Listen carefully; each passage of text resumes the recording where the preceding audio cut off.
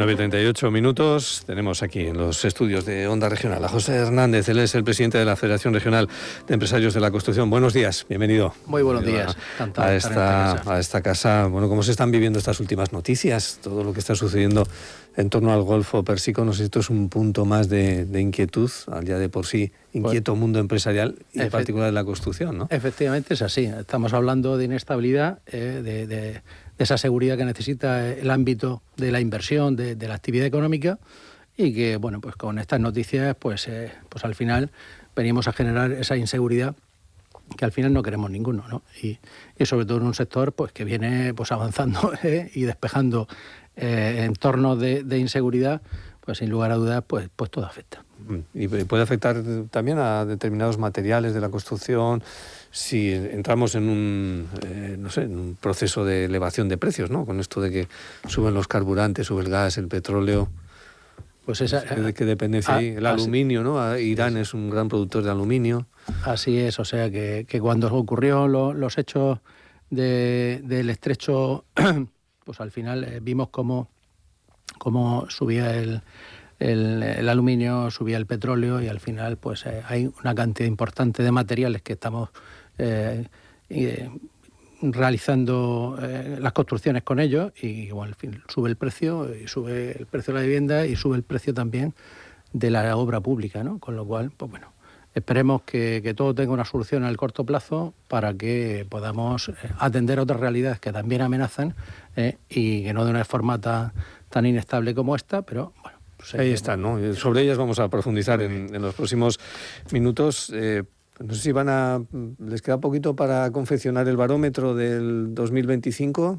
El año pasado presentaban ustedes el del 2024 sobre estas fechas. Pues efectivamente es así. Lo vamos a ver si lo hacemos dentro del entorno de la Asamblea, de la Federación, incluso pues a lo mejor un poquito antes, porque los datos que tenemos del sector son positivos. Tenemos más empleo, tenemos más empresas, tenemos menos siniestralidad.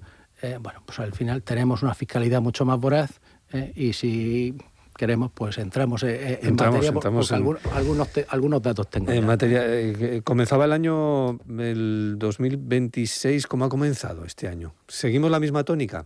Porque en marzo del año pasado decían ustedes, hemos empezado el 2025 bien, se notaba un gran impulso, sobre todo en la licitación de obra civil. Vamos a ver ese 2025, José Hernández. ¿Se ha mantenido ese impulso luego de obra civil tan espectacular en el primer trimestre de crecimiento, sí, entonces de licitación?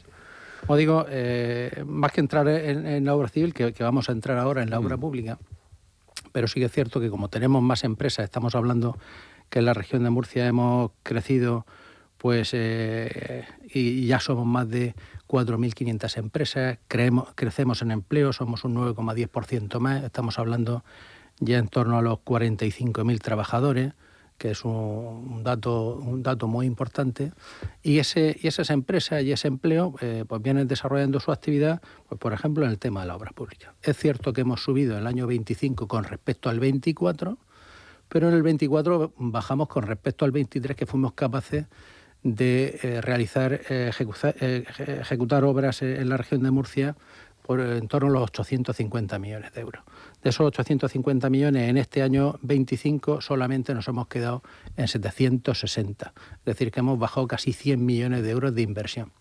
¿Y qué supone esto? Pues esto supone que al final a la región de Murcia se le está relegando pues de la posición 10 que tenía en cuanto a lo que es inversión de obra pública a la posición 13, cuando a nivel de España ha subido un 13% más la inversión de obra pública. Es decir, que estamos ante una situación en la cual se está relegando los intereses de los murcianos pues hacia un lado donde, que aunque subamos en inversión de obra pública con respecto a lo que hicimos el año pasado, pero sí que la posición a nivel global pues ha bajado, ¿no? Ha bajado.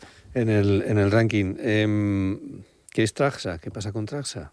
Porque hay algunas protestas de parte del sector de la construcción de obra pública que dice que la licitación de las obras, de estas obras del Gobierno Central, acaban en manos de esta empresa que tiene un fuerte componente público. Con Traxa, ¿no? Ocurre con lo mismo que con todas las iniciativas que tiene el Gobierno de la Nación, que al final pues tienen un sesgo y tienen una estrategia totalmente diferente a lo que entendemos que debería de ser. Estamos hablando de esos anuncios de la promotora nacional, estamos hablando del anuncio de las ayudas de los PERTE, estamos hablando también pues de esas ayudas para la recuperación de la DANA, y ahí donde principalmente bueno, pues se han ido todos esos fondos canalizados a través de la empresa nacional. Nosotros, desde el sector empresarial, desde la iniciativa privada, no tenemos otra cosa que es pues trasladar que esta realidad pues al final no tiene mucho sentido, porque lo que se está haciendo es focalizar y canalizar unas ayudas, unos fondos a través de empresas nacionalizadas, y no dando la oportunidad pues a aquellos empresarios, a aquellas empresas que día a día, mes a mes, año a año, pues están pagando sus impuestos, están contribuyendo con la con la actividad económica que tiene el sector y la economía de nuestra región, y se está dejando a un lado, con lo cual entendemos que no es una política para nada acertada. Seguimos hablando de obra pública, ahora hablaremos de la parte de la construcción de la vivienda, pero José Hernández, esas 4.500 empresas tienen tamaño, no sé si a través de unión temporal de empresas o de otras fórmulas de competir con las grandes constructoras del país, cuando se trata, por ejemplo, de licitar obra pública, digamos, de gran infraestructura aquí en la región. Bueno, nosotros estamos hablando que el tejido empresarial de nuestra región, en cuanto a lo que es construcción, estamos hablando de pequeñas empresas, estamos hablando de pymes. Las pymes representan casi el 90% del tejido empresarial. Estamos hablando de empresas que tienen menos de 10 trabajadores, con lo cual no solo exclusivamente también estamos focalizados en lo que es obra pública, sino que estamos hablando de rehabilitación, estamos hablando de vivienda, estamos hablando de otro tipo de actividad que está dentro del conjunto de la actividad de la construcción, ¿no? Bueno, pues al final aquí lo importante es que ahora mismo hay una actividad económica notable, que el sector de la construcción está tirando de la economía, que se está generando más empleo, y que ahora mismo también tenemos un déficit que es mano de obra, ¿no? Con lo cual seguiremos reivindicando que todas las obras que realiza el Gobierno de España pues deberá canalizarlas de una forma mucho más transparente, pero no solo exclusivamente porque afecte o sea necesario para nuestro sector, sino que también es muy necesario para que los ciudadanos pues paguen menos impuestos y paguen las obras al precio que deben de pagarle. Recientemente se planteaba el Gobierno el plan estratégico de la región de Murcia para los próximos años. Imagino que han participado también ustedes en ese plan. El año pasado echaban en falta quizás obras de infraestructura que entienden que son estratégicas para la región y que no terminan de acometerse. No sé si se refería a algunas en concreto. Bueno, yo creo que estamos viendo, pero no nuestro sector, sino todos los ciudadanos, el gran impacto que se está generando en cuanto a la falta de inversión en obra pública. Nosotros creemos que la región de Murcia tiene que ganar peso en competitividad, en movilidad, en logística, en industria, y tiene que ganar peso en cuanto a lo que son las inversiones necesarias pues en prevención de avenidas. Ya estamos viendo qué ocurrió en el año 2019 en Los Alcázares, qué ha ocurrido en la DANA en Valencia, qué ha ocurrido en Ademuz. O sea, estamos hablando que lo que hace falta es que esa cantidad de impuestos que estamos pagando todos los ciudadanos pues al final se traduzcan en mejores y más inversiones. No solo exclusivamente, como digo, para favorecer a un sector, sino para favorecer al ciudadano, que al final estamos viendo que es el auténtico perjudicado ante la falta de inversiones. Ley de simplificación administrativa. ¿Sirve o no sirve, José Hernández? Bueno, vamos dando un pasito adelante. Es cierto que todas esas medidas, esa ley de simplificación, pues al final ha venido a dar un poquito más de celeridad, pero que estamos presos ante una situación, por ejemplo, en el desarrollo de vivienda, que lo que nos hace falta es suelo en el menor tiempo posible, donde nos hace falta pues bajar también esa fiscalidad. Estamos hablando que el importe de un 9% del importe de una vivienda, estamos hablando que es burocracia, un 30% son impuestos, es decir, que queda pues en torno al 45%, que es lo que es puro y llanamente lo que es construcción, que son los materiales, ¿no? Con lo cual, bueno, pues hemos avanzado un poquito en cuanto a lo que es el desarrollo de esa ley, pero estamos esperando que al final, en materia de vivienda, por ejemplo, bueno, pues primero, que no se nos mienta más, no solamente a los ciudadanos, no solamente a los empresarios, que no se nos mienta más. ¿Pero en qué sentido, José Hernández? Pues a nivel nacional, como digo, pues se está proponiendo una innovación, una industrialización para el sector, para favorecer el hacer vivienda de una forma más rápida. al final no hay ninguna acción en este sentido, un PERTE que está totalmente vacío. Una promotora de nivel nacional, como comentaba anteriormente, que no está haciendo ninguna vivienda. Anuncia ya para toda la región de Murcia, que estamos hablando de 1,5 millones de habitantes, anuncia 27 viviendas en Sangonera, que no sabemos tampoco cuándo se van a hacer. Una situación de plan de vivienda donde se está comentando que vamos a tener ayudas de hasta 40.000 euros de ayuda para los jóvenes, ayuda directa, y la realidad es que desde el año 2012 ningún joven ha recibido ninguna ayuda para la compra de su vivienda, con lo cual una generación que está totalmente abandonada. Por lo cual yo entendemos que estamos cansados por parte del sector y por parte de los ciudadanos de promesas que al final son totalmente vacías y que no tienen ningún sentido. ¿Va a ayudar algo el Plan General de Ordenación Urbana de Cartagena para movilizar el sector, por lo menos en Cartagena? Bueno, yo creo que no puede llover a gusto de todos, pero lo que hay que hacer es contar con todo y además de una forma coherente, ¿no? Allí ya se le están viendo pues ese primer impacto en cuanto a lo que es la presentación del plan general, en cuanto a lo que es la realidad y cómo se ha dibujado el territorio. Con lo cual tendremos que seguir trabajando conjuntamente con el ayuntamiento y con los promotores de la zona y con el sector empresarial para dotar a Cartagena de un buen plan general que responda a dos necesidades. Primero, que los cartageneros necesitan vivienda y segundo, que geoestratégicamente Cartagena tiene una posición espectacular donde puede atraer pues inversión, sobre todo para segunda residencia y sobre todo para algo que creo que sentimos todos, que es que la región de Murcia tiene la gran oportunidad de ser pues el destino más importante del Mediterráneo y para eso hace falta hoteles, hace falta vivienda y hace falta servicios. Y ahí Cartagena juega un papel fundamental. Si sumáramos, estamos hablando de vivienda, si sumáramos los costes de construcción, con todo lo que implica de suelo, más la construcción que realizan los promotores y los constructores, y le sumamos todos los impuestos que citaba usted antes, ¿es posible tener una vivienda en la región por debajo de los 2.000 euros metro cuadrado? Con todo, sumado todo, los impuestos y todo. Es decir, una vivienda de 90 metros cuadrados en torno a los 180.000 euros. Si descontáramos los impuestos, que es el 30%... Si descontamos. Ya estaríamos hablando de otra cosa, que es el 30%. Es cierto que tenemos que ir sumando, vamos a ver, desde el año 2018 hemos subido 100 veces los impuestos y las cargas sociales, con lo cual estamos hablando impuestos directos a la compraventa y luego también al coste salarial, que no beneficia al trabajador, que es una de las cosas que estamos demandando por parte del sector de la construcción y por parte del sector empresarial, que hace falta un mayor poder adquisitivo, porque la vivienda puede tener un coste muy pequeño, pero si no se puede comprar porque no hay poder adquisitivo, pues al final la fórmula no funciona absolutamente para nada, ¿no? Entonces lo que hace falta es rebajar esos impuestos de coste, de tener más poder adquisitivo de cara al ciudadano y luego que sea mucho más asequible en cuanto a lo que es su precio. Estamos hablando que el coste no va a seguir subiendo la vivienda, o sea, no va a bajar, eso lo tenemos totalmente claro, y aparte de los impuestos pues también tenemos otras cuestiones que tenemos que abordar, como es la reducción de plazos, abordar e iniciar un camino hacia la industrialización, que está teniendo éxito, pero tenemos que acelerar y de una forma más dinámica.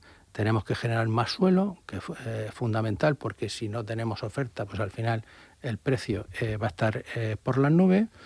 Y en este sentido, pues también tenemos que seguir avanzando para reducir el precio de la construcción, porque hay un código técnico que en muchas ocasiones no obedece a las necesidades que tienen determinadas sociedades. O sea, es decir, voy a poner un ejemplo concreto. Hoy los edificios en la región de Murcia tienen que tener un cuarto de basura, que cuesta dinero hacerlo, que no sirve absolutamente para nada porque no hay nadie que recoja la basura. Con lo cual, oiga, mire usted, eso y otras medidas, como por ejemplo las estructuras, pues tenemos que adecuarlas a la realidad para que el coste pues sea conveniente y podemos reducir el precio y por otro lado, como digo, pues favorecer que haya mayor poder adquisitivo, que es un poquito lo que yo creo que necesitamos todos. Los condicionantes energéticos también están incrementando el precio de la vivienda. Me refiero a que determinadas construcciones ya se obliga a colocar determinadas placas fotovoltaicas. Yo no sé si la legislación ya obliga en las nuevas construcciones también dentro de las plantas de garaje a colocar las infraestructuras para los coches eléctricos. No sé cómo está toda esa cuestión. Bueno, ahí se están dando pasos interesantes en este tema. Sí es cierto que hay pues una realidad que es innegable. O sea, hoy a un promotor lo que más le preocupa es si va a tener energía para cuando termine el edificio, que sus clientes, que los futuros compradores puedan contratar la luz. Y hay una inestabilidad tremenda, ¿no? Porque siempre que se acerca uno a la empresa energética de referencia, no hay luz. O sea, lo primero es no voy a poder hacer el edificio. Siempre se busca una solución, pero sí que es cierto que la energía es un factor fundamental.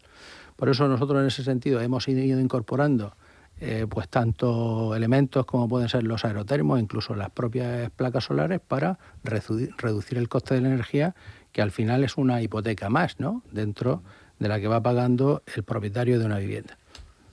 Propietario de una vivienda que tiene que hacer frente, como estaba comentando, a un 30% la entrada de un piso, como se conoce coloquialmente, ¿no? Ahora mismo, pagando los impuestos, antes de empezar a pagar una hipoteca, supone una inversión de más de 40.000-45.000 euros como mínimo, ¿no? Y estamos hablando de un sector joven que no tiene ese dinero para poder adquirir una vivienda, ¿no? ¿Cómo se puede solucionar? ¿Cómo podríamos saltar ese obstáculo inicial, ¿no?, antes de que se pueda entrar en una financiación de una vivienda que puede ser más o menos asequible? Ahora hay quien dice que incluso que ya es más rentable una hipoteca que un alquiler en cuanto a precio medio, ¿no? Pero claro, ¿cómo se salta ese primer obstáculo, gran obstáculo, ¿no?, que es la entrega a cuenta que hay que hacer o la primera parte del pago que no está financiada con una hipoteca? Pues yo creo que no hace falta fórmulas mágicas ni inventar absolutamente nada. Es lo que funciona en el pasado, es lo que tenemos que poner en marcha, ¿no?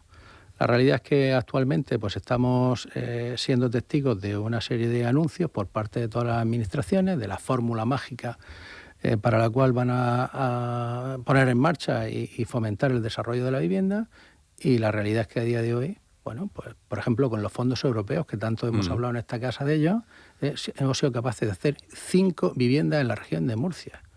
1,5 millones de habitantes, y los fondos europeos han traído 5 viviendas en construcción en la región de Murcia. Es un auténtico despropósito. Esto no lo creemos, vamos, es que lo repitamos toda la mañana, no nos creemos que efectivamente hemos sido incapaces, que la administración ha sido incapaz de generar algo tan importante como era esa producción de vivienda, esa construcción de vivienda. Teniendo los fondos. Capaces totalmente. Entonces, No esto ha sido lo que ha ocurrido, y exactamente estamos ahora buscando fórmulas y anunciando propuestas, y la realidad que a día de hoy, bueno, pues no tenemos solucionada esta situación tan dramática. ¿La ley de vivienda asequible? Bueno, ese proyecto. La ley de vivienda asequible nosotros la apoyamos en su momento, y además, como no podía ser de otra forma, entendíamos que todo era mejorable. No entendimos y ofrecimos nuestro diálogo para que se aprobara en ese sentido, pero los ciudadanos y las empresas estamos inmersos en el mundo de la política, y al final es la que no está dando respuesta a la necesidad que tenemos. Y por eso pues es evidente que una buena ley pues no vea la luz y pasen los meses. Está pasando tiempo. Cuando se apruebe, sea dentro de un mes o sea dentro de un año o de 5, no va a ser muy diferente a lo que actualmente tenemos. Pero sí que lo que sí que es diferente es que han pasado los meses y hemos perdido un tiempo extraordinario en el cual podíamos haber identificado proyectos, haber desarrollado pues actividad económica, haber solicitado nuestras licencias, y a día de hoy pues estamos totalmente paralizados, ¿no? Con lo cual entendemos y confiamos, porque no nos queda otra forma que seguir llamando a la responsabilidad de los partidos políticos y a la celeridad. Yo creo que esto no es tan complicado, Lo que hace falta es acción. Estamos terminando estos minutos con José Hernández, el presidente de la Federación Regional de Empresarios de la Construcción. ¿Qué velocidad de crucero sería la ideal de construcción de vivienda nueva aquí en la región? El año pasado decían ustedes en torno a los 4.000 viviendas. Nos quedamos a la mitad. Bueno, la velocidad de crucero es que hoy estamos construyendo 1 de cada 10 viviendas que se venden, con lo cual tenemos una demanda importantísima. Hemos crecido en España 4 millones de habitantes en los últimos 10 años.